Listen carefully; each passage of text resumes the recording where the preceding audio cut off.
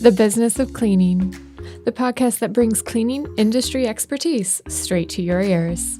We interview professionals from all over to bring our listeners knowledge of how to achieve success within their business. Season 1 is about change management and enabling you to both face and create change in all aspects of your company. We're talking management, HR, suppliers, and more. Let's sweep right into the episode. Hello, everyone, and welcome to the Business of Cleaning again. My name is Haley Morris. I'm your podcast coordinator and host. With me today, I've brought back my boss, Sam. So, Sam, if you want to remind everybody who you are real quick. I'm Sam Riegsecker. I'm the marketing operations manager for AA Solutions. That's who I am. I am Haley's right-hand man, I guess, as far as the podcast stuff goes. So it's been a long process planning. So it's a pleasure to be on here again. Thanks, Sam. So I know we're doing things a little bit differently this time, but we had a couple great topics that we wanted to make sure we touched on before the season rounded out. And for that one today, we actually want to touch on something that's very close to home within the JM family, and that's new technology and automation innovations that are coming and sweeping through the cleaning industry right now. And so there's probably a couple that you're aware of or things that you're starting to see names surface. We just want to discuss some of those things that we've heard about, really focusing on the software side because software is huge. It can be overwhelming. It is also what is making the biggest sweeping changes as far as processes and how we do things. And then we're going to talk about why it's important to stay up to date and to really consider what things work for your company. And we're going to discuss that ever frightful learning curve. So, Sam, I know we were talking earlier about some of the things that are popping up. Can you recall some of the bigger innovations that are coming our way or have come our way? Yeah, so with the whole COVID situation too, I think you're going to see continued growth in the not touch-free stuff, whether it be soap dispensers, water. I know it's common now, but I think you're going to see more and more stuff be touch-free. And robotics too are going to continue to, kind of grow in this industry.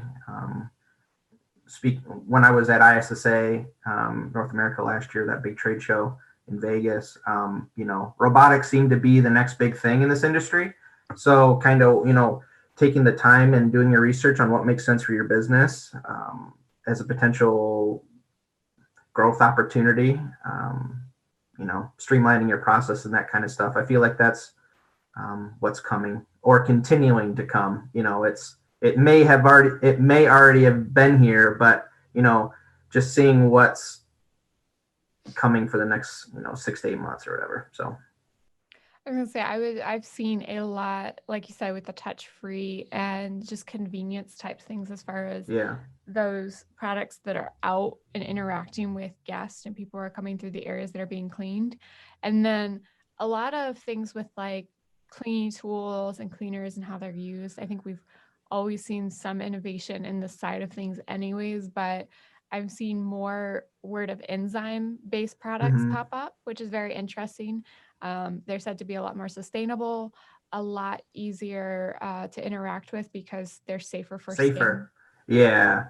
And that's actually brings up a good point though, too, because a lot of these products have been around for a long time. I know a couple interviews back, they were saying that, they've been selling the product for, 8 or 10 years, and it's just coming into light now, and it's proving to be effective against a COVID or against other different viruses that are out and about. So I think it's really cool that businesses now are coming into the limelight with the products they've produced in the past. And going back to the whole touchless idea, me and my wife went to a restaurant, and I think just restaurant industry has gotten hit so hard, and it's finally amazing to be able to sit down in a restaurant. But we talk about change and digital menus. We sit down and we flip through a menu and we decide, what we want to eat. And, I think that's not necessarily specific to the janitorial world, but with the QR codes, I know QR codes are getting more and more traction. It's interesting to see over the last probably 5 years, how the integration of QR codes went from being super exciting new technology to fading off because you have to download an app in order to read them, to now being integrated with our cameras where we can just scan it with our phones, pull up what we need to pull up and move forward. It's definitely interesting to see technology advance across the board, specifically in the janitorial space, but also other businesses and how they utilize what they do with technology. And I think too, what we're kind of seeing, it's maybe a little slower coming to the janitorial side, but all of these devices and your software and everything talking and communicating, it's no longer one system here, one system here. It's everything's either integrated or it's part of the same system. So if you're running low on dispensers, or if you have a low inventory over here, or there's a problem with the customer over here, it's all coming back to the same control center, so to speak, all this centralized center where whoever's running the company or whoever's in charge of that aspect can go in and say, we need to check here, we need to go fix this. And It's that lifetime reporting that Mhm. helps businesses make better decisions and faster, more efficient decisions, I think is continuing to play a big Yeah. part. And it's going to continue to play a big part across the board, especially the IoT tracking of stuff now. I mean, there's just a ton of technology coming in this space. And it's going to, we're utilizing technology in other spaces, and now it's finally starting to trickle in on how we can utilize it in this space between tracking employees. When was the last time someone went into this room? When was the last time someone cleaned the room? How long were they in that? How long were they in that room to clean it? How long were they in the building, clocking in, clocking out, using IoT stuff?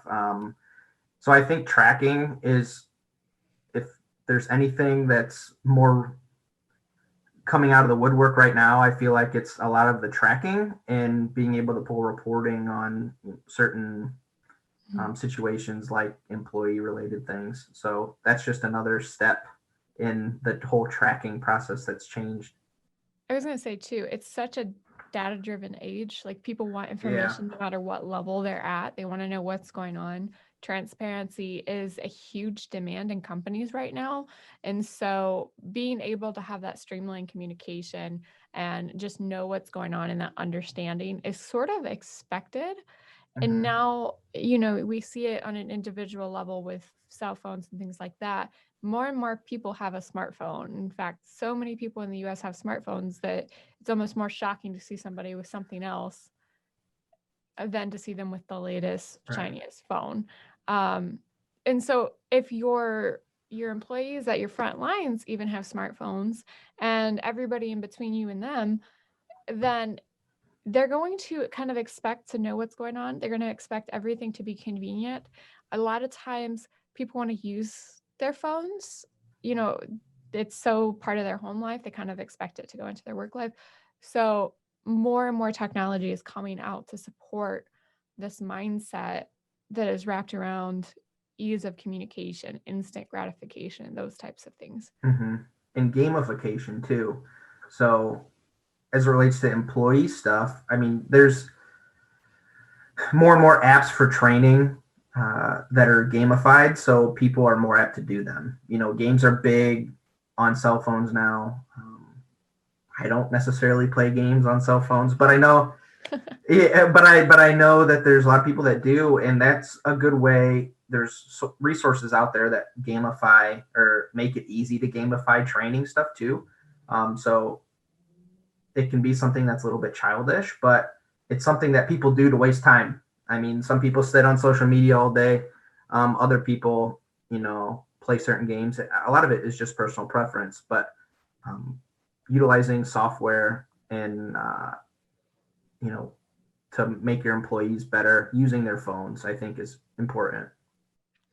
It's one of those things I think, we saw it with TVs and all this other stuff when it comes out. There's a reaction of, that's not good for you, just don't do it. And they kind of block it off. And now I think we've reached a point where they've realized people are going to do it anyways. It's like kids in schools, your employees, people on the street, they're going to be messing with their phone. They're going to be looking for the touch screen options at restaurants or the the thing that you can pull up the QR codes and other things that you can Mm-hmm. just scan and have it right at your fingertips. And even if they don't use it, they want the option. Mm-hmm. And now society said, okay, we want to work with people versus against people, Mm-hmm. because the innovations are already started to creep up and the expectation is almost ahead of the innovation. People still think their phones should work as good as a, $3,000 camera. Um, but it's the same thing with the software that's coming into the janitorial spaces and the cleaning spaces. It's got to have all that stuff. It's got to have the easy, quick, instant communication. It's got to have real-time updates and tracking. And again, like you said, gamification, because now we're tying in the employee aspect. You want it all centralized. You want it to at least integrate.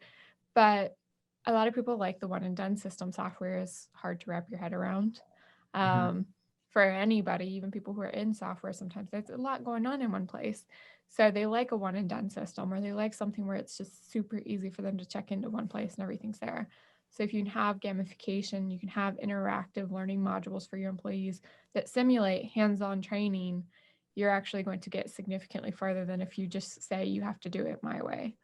Well, it's a way for them to learn the process is easy though too. Like, for some businesses, clocking in and clocking out might be uh, forgotten about. So having a system where you can go in and fix your times if somebody forgets to clock in and clock out is important. And I think um, obviously that's just a way to automate your training more so. But we talked about apps and stuff for phones, and uh, there's continue to be people almost expect apps. When you work with a company, you expect there to be an app for your phone, either on a reporting side or operationally.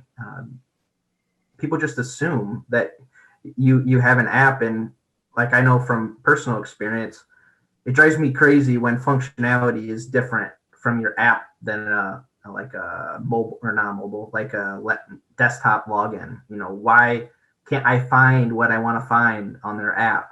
So I think a lot of it goes, we talked about gamification, we just talked about innovation in general. Um, I think ease of use with software is continuing to get better and better. I know, like with phones, remember your first smartphone you got. Think about how much it's changed since then, and it might only be 5 years. Software and technology continues to evolve and change, and every year I feel like it gets crazier and crazier to even try to comprehend on the backside. So for me personally, I just enjoy it on the user side. I think I continue to learn more and more every single day about software, but I think it's important for business owners to know that software is not going anywhere. It's just a matter of how you use it in your business and how you can utilize it to help improve your business, not necessarily count it as a burden. It's more so, hey, this new innovation can help kind of take your business and be more efficient, which it might be an investment now, but it might be an investment in a burden now, but it'll save money on your bottom line moving forward. I like to think of some of these things, and it's kind of like a hard way to put it for some people. It's not an option anymore within like the cleaning space and other industries too. Software and technology is not an option. So realizing that you have to do it, it's not something that as a business owner or CEO or whoever you are, you can just say, we're going to make it work with that. No, you have to do it. So now you have to realize, like any other product, you have to make sales, right? So with sales, Mm-hmm. how are you going to get that done? What research are you going to put into it and things like that? Because I think what I hate when I see in people, just kind of being blunt, is when they say, oh, I don't want to. And they think that that is, well, you're in business. And if you're in business in any sort of way, there are certain things you have to do to maintain a competitive advantage.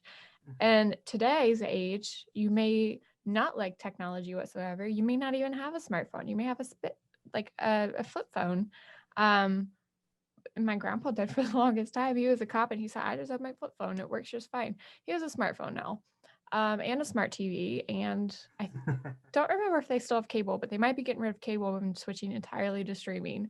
So it comes. It's like everybody who loved to just get their news off the radio and the newspaper, eventually, you know, You have to get out of your comfort zone you have in to get order a, yeah. to, yeah, to really kind of see the advantages. And I know, um, there's nothing wrong with flip phones. My grandpa still has one and he won't ever get off of it, which is fine. I mean, that's kind of, he grew comfortable with it. But when you're running a business, sometimes you got to get out of your comfort zone to really see growth. And it's okay to be scared, I think, from a business owner perspective, because you just don't know what's around the corner. And I know a lot of businesses that they get comfortable with where they are and they really don't want to grow anymore, or they are basically maxed out with the work that they can do in a certain amount of time. Well, how can you potentially save time by implementing a software which will allow you to continue to grow, which will allow you to make more money, which will allow you to hire more people, which will hire you to grow your business? So I think, it's some technology is going to continue to get better and better and better, but and it's never comfortable. If you would have told me 4 years ago or 5 years ago that I would be working for a software company, I would say you're crazy. I came from more of an automotive background and I saw that there was a need. And so I kind of stepped up and applied and I got this job. And it's crazy to see how much has changed since I've been with AA in the growth. So technology really isn't going anywhere. It's okay to feel uncomfortable with it, but it's how you take that uncomfortableness, if that's even a word, and use it to grow. Yeah, I think a lot of it comes back to sometimes when people are reaching for a goal, it's their goal, so they think they're going to get there their way. But there are sometimes things that you have to do that reaching for your own goal that aren't within your comfort level. And I talked to the director of the sales college at the University of Toledo for our other podcast, and our entire episode was about this frame of mind that people have where they don't want to step outside their comfort zone. No one's ever challenged them. They haven't truly failed enough to be comfortable with being uncomfortable, and so they kind of just stop.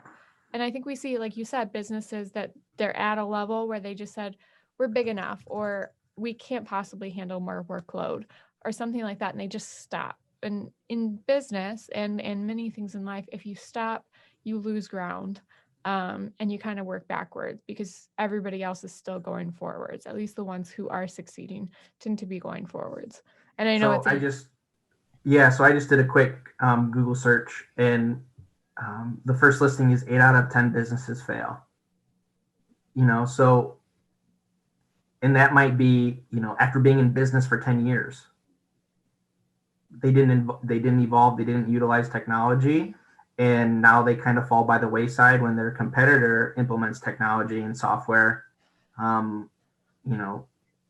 Might increase their cost this year but decrease their cost 2x next year. Yeah. So they make more money, and then long term they end up putting you out of business because you didn't take the initiative and spend some money and kind of get out of your comfort zone to utilize software or technology. Yeah, because it's not that 80% of businesses are going to fail when they put forth their best effort and do everything they should. It's 80% of business didn't at least do what they could have done at some point in time. And maybe that is something that it was hard to work around. Like they're just something that came up, like this COVID is a factor that it's hard for people to adjust in that short of a time frame. You couldn't have possibly known. But as far as technology, there's a lot of businesses that don't actually do thorough research and say, okay, I need to adopt this so that I can do this, or I need to.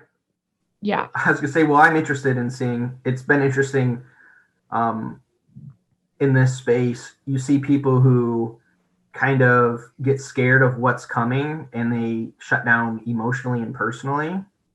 But then you also get the people who took this quote unquote downtime and really focused on their business and how they can improve and how they can grow. And in my opinion, if you weren't spending the time over the last 6 to 8 months, close to a year already, geez, really focusing on your business and how you can improve and grow, then I think you're almost behind the eight ball compared to others in the industry. And, people took that time, that quote unquote downtime. I know this industry, you either ramped up with cleaning or you weren't quote unquote prepared for it and you kind of were behind the eight ball anyway. If you weren't spending the time on your business during this downtime, then you're almost behind the eight ball. And to me, that's a concern. I think that's part of the reason why 8 out of 10 businesses fail, because they don't utilize their time allocation in a way to help grow their business. Yeah, they panic. And I think that's, if you're going on vacation, for example, and a huge storm has swept through, and the night before it's flooded the street, it's knocked trees down, you don't throw your entire vacation because your road's blocked. You find a different road. So in business, why would you just stop where you're either stop and go home or stop and wait for the road to be cleared when you've got a time sensitive thing on the other side that you need to take care of, and that's this huge entity that you've created and put lifeblood into? Or if you're not the guy who created it or the gal who created it, you're still put your lifeblood into it. You got to take care of it. You got to take care of the work that you've done, or it's not going to pay off. It's not I started it, it'll operate by itself. Nothing is I forget what that's called. There's no perpetual motion in Right, business. right. And it, like we hit on over and over and over, it takes time. And I think a lot of people, that instant gratification that we talked about earlier, the gamification, we're so used to that nowadays, where when something doesn't go the way we planned, you kind of go, I don't know what to do. What do I do? What do I do? When we just kind of get in our heads and we just aren't sure where to go. And that's, I know we talked previously about trade shows. That's where you spend, you invest in yourself and training, and use that time to, grow yourself personally, but then also your business. Mm. Well, we've talked about too, kind of like thinking about all this and like looking at it. We talked a lot about why you wouldn't avoid innovation and technology. Like we talked about the scary side of staying as you are when things are changing. But there are some really cool things, like some really good reasons why you want to be ahead of the eight ball and looking at technology, where you maybe want to sometime instigate that relationship with a software company and say, can you do this?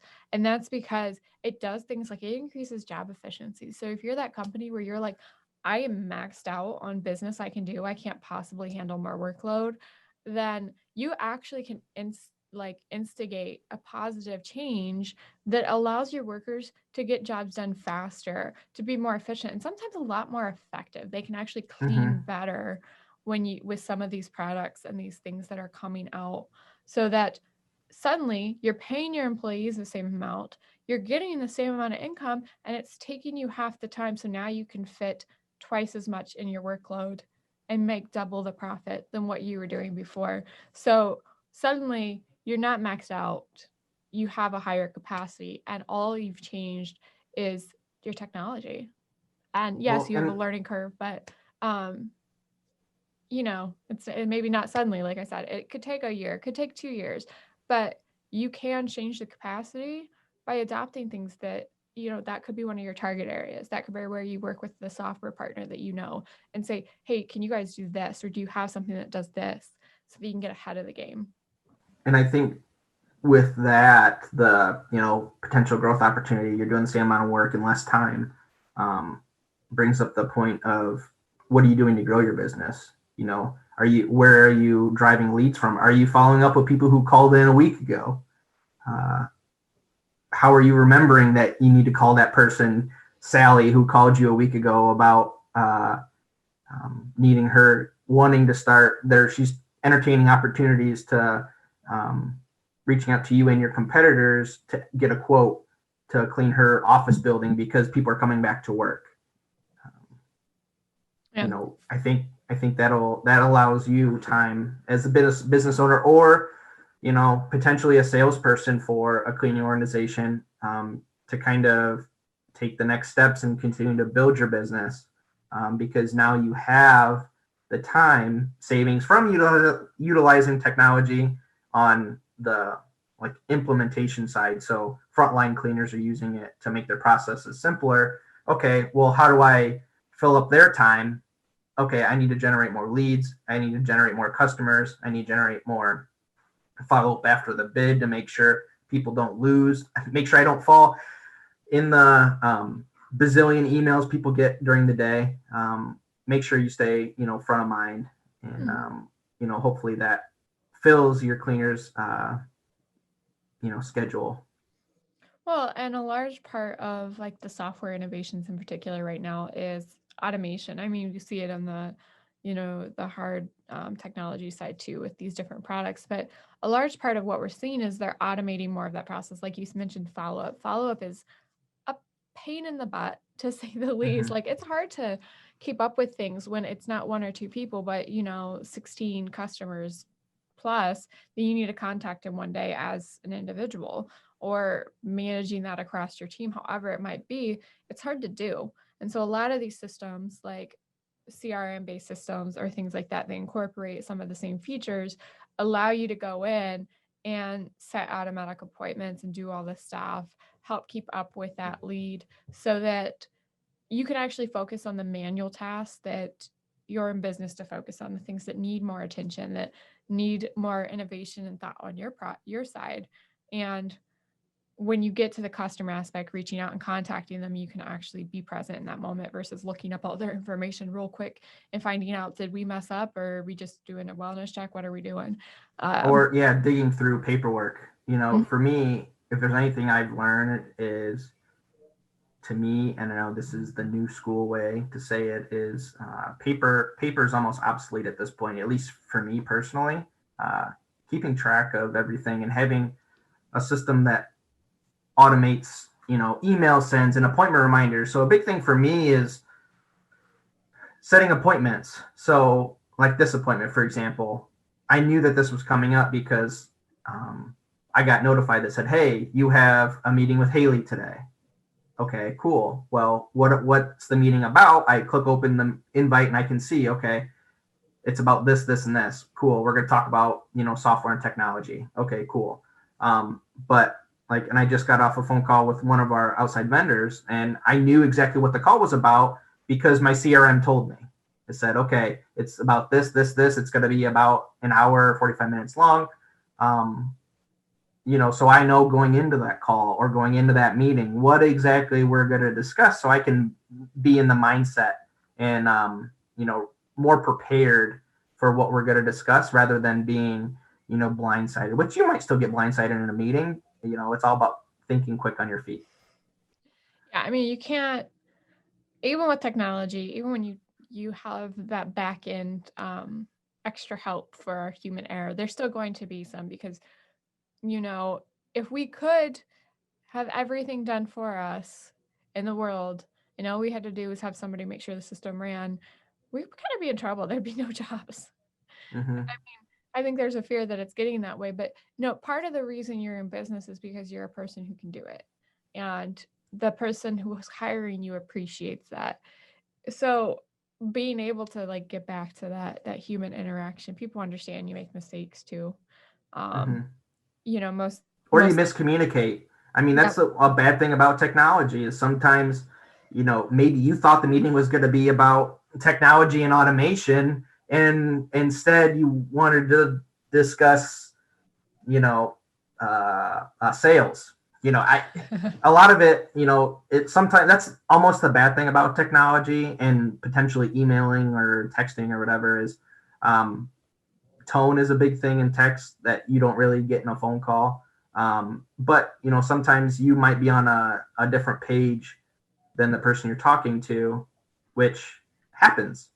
Mm-hmm. I think it's happened to all of us one point or another. You go into a meeting and you realize you guys are not on the same page, and then you have to find a way to get on the same page, especially during a sales call. Or I've had the opposite happen where I'm like, I schedule a meeting with somebody because I think we're not on the same page and we have so much to discuss and we're completely on the same page. And you're like, why are we in this meeting? I get that. Yeah, no, it's kind of funny because then you're like, oh, it's good to see your face, especially right now. But this is awkward. Right.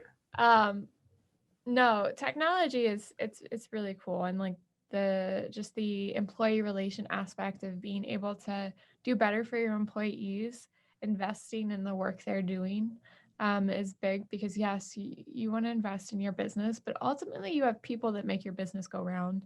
So keeping them in center sight is huge. Just making sure that their ability to do their job is efficient, that you're not dogging them down with work. Because yeah, sometimes you want to be able to fill their schedule, but sometimes their schedule is more than full and you need to back it up a little bit. Mm-hmm. And just, taking a look at your customer interactions. We were talking about that ability to do the follow up, but customer portals are becoming bigger. Everybody wants to have a place where their customers can come in and see all their stuff and interact with their own accounts. And Ask it, questions too. yeah, Like ask being able questions. to chat and ask questions, I think is important. Because in live time, you can exactly see, okay, have they read my message yet? Uh, you know, do I get the answer? Are we clear on the answer, or do I need to reach out to somebody else? So I think customer portals are continue to get more and more emphasis. Like we talked about, most businesses have an app, and having a functional app is important, one that meets the needs of the frontline user, and that goes either with the client, or it goes with the frontline worker that's cleaning, or even on the manager side. So having applications that work, that are functional, and that make an impact, I think is continuing to be more and more important and expected. Yeah, it's expected. And I think the big thing with technology, a lot of the reason that we innovate and we continue to grow is because we see flaws or opportunity, one or the other, gaps that we want to fill or a chance to fill a gap that's already there. Um, so, what you look for when you're adopting, whether it's new product lines that'll help you do better or it's software that's going to enhance the processes that you have, is you want to be able to maximize efficiency and effectiveness. What are you're in doing business? What you're in business to do, you want to get down to business essentially. And the amount of time that we spend on busy work that gets us nowhere is sometimes ridiculous. So software helps cut that back without overwhelming the individual. And then just, you know, the ability to communicate and streamline communication, because growth and communication and overall morale in business are so important to success. A lot of those 80% have failed, have at some point probably lost all of those things. So you can add tools to your arsenal that help you get there. Yes, morale is a little harder because it comes back a lot to culture and how you run your team in general. But if you're stressed all the time because your systems are overwhelming or your current processes are overwhelming, you're not even going to have time to focus on culture. The communication aspect is huge, and communication is something that everybody struggles with to some degree. I mean, we do it at home. We struggle with we probably communicate best with our pets, to be honest, and they don't even speak the same language. So that tells you where our communication skills are. If you can do something that helps that, it's huge.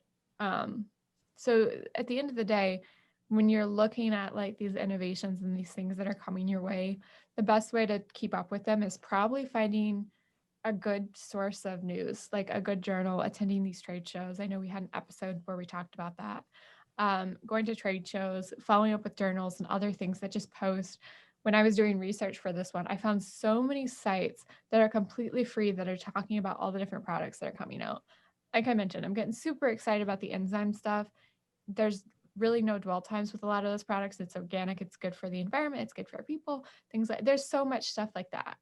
And Industry news, yeah. So, and I mean, Clean Link is another one. If you're an in-house provider, APA provides some great information. mhm. There's a lot of these industry newsletters. My inbox, I get a bunch every day. I probably get a half dozen newsletters in the Jansan space that it just you scroll through and you can kind of see ahead of time what's coming, or you might be the first one in your area that uses or implements a product that's new in the industry, and you're the talk of the town. That they use for example, they use robotics to clean my business. um, there's a lot of information, and I think the point there is there's continue to be more and more information out there, so it's information is what you do with it. So the more you can read, the more you know about the industry, and it's continuing to change and evolve. It's important for you to be ahead of the curve in any business to continue to see it grow. Yeah. So a lot of it just comes back to, we could talk about the different innovations and things and features and products that are coming forth, and we literally never stop. As we're talking, there's probably things coming out. So we can't do your research for you every time, but we can say that a Google search pulls up like 20 resources on the first page, that any one of them is going to give you a good idea. And once you find a couple sites, they probably have apps that you can easily come up to date every day. And you can show your employees that and say, hey, I know you work with these products. If you see something interesting, like shoot management a note, we can look into it. That's a great way to also help company culture and make people feel more included. Also feel like you're helping your employees learn and continue to grow, when this is an industry where people typically don't think of continuing education. So that's a way to do it free. And then just as well, we've talked a lot about why you want to keep up to date with these innovations, why you want to keep streamlined, and why it does good for your business. So really just help yourself get in a good doer mindset. Stop this idea of, I don't know, so I stop. Like take stop out of your vocabulary. If something happens that sucks, what's the next move? What can we do? You have to stop. The only stopping you're You have to doing. pivot. I mean, if anything, COVID's taught us over the last however months, I don't even know how many months at this point, but it's all about how you pivot and how you respond to adversity. And yes, it might be hard to take that first step, but the first step is always the hardest.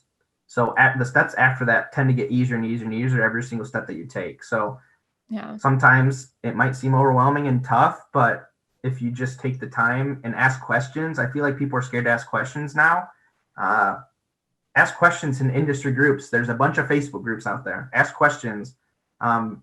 There's a bunch of other business owners that are literally in the same exact shoes you are. So having a resource that you can ask questions to as an owner or as a frontline worker, you can ask management or other employees, or you could be involved in the Facebook groups and ask questions. There's a ton of resources out there. It's just you just have to take the initiative, I think, is what the hard part is, or you're just intimidated because there's a ton of information out there, which I get too. Yeah.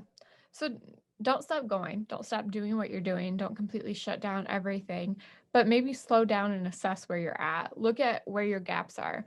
It's really easy to be like, I don't know, and freak out.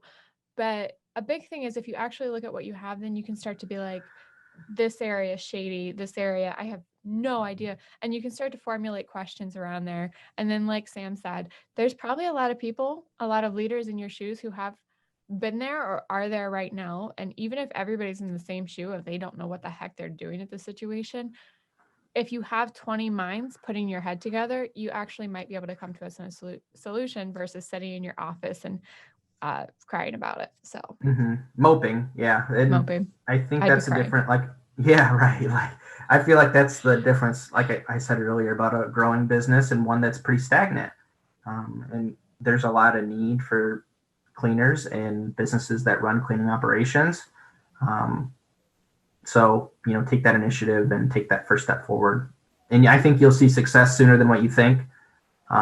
Implementing technology is scary, but the amount of success that you'll see out of it, like I keep saying, I think,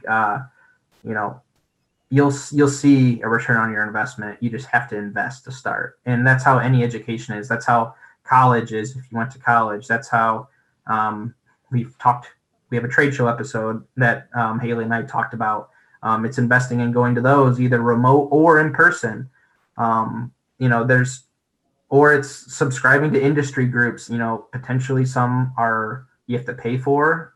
I know that, but there's a ton that are free. So it's all investing in your knowledge, and it'll pay dividends for not only you, but if you relay the message to somebody else too, or involve somebody else, you could see a pretty big scaling happen. And it might be something as simple as spending $400 or something like that. and that 400 hours could turn to 1,600. So, it's, you got to kind of weigh the pros and cons, but at the end of the day, the money that you invest in your business, you will likely get a return on your investment. If it's obviously, if it's a good investment, it's not, you know, certain things, but technology is definitely not going anywhere. It's getting scared, quote unquote, scarier and scarier for some people. So the faster you can kind of get a hold on what it is, the faster you can implement it, the faster you can take that intimidation away, and the faster you can really kind of see the benefits that outweigh the negatives. Yep. A lot of times things are scary because you're from the outside looking in. So Right. throw yourself in, start learning, and you'll be surprised by what you can do. It's the easiest way to learn, trial by fire. That's how, from speaking from a millennial perspective, I feel like a lot of, kids in our, not kids, a lot of adults in our age group, that's how a lot of us learned. I remember when we had slider phones, and that was the coolest thing ever. And then the iPhones, and then like the Google Pixels came out, and then now every year something new and great comes out. So handling that change, but um, learning as fast as you, trying to stay up with technology can be overwhelming and difficult, but it's important because you'll kind of see what's coming, especially in the janitorial space, because technology is new here. So getting something implemented and getting something started in your business now will just have you set up for long-term success. Exactly. All right, everyone, I'm going to go ahead and close us out there. So thank you for tuning in for the Business of Cleaning episode. And thanks, Sam, for jumping in with us and having such a great conversation. Remember, we're going to transcribe everything. So jump over to the blog, make sure you give it a read, look for any information that you'd like to see. And then don't forget to join those Facebook groups, look for those resources. If you're curious where to start, you can always ask your friends in the industry.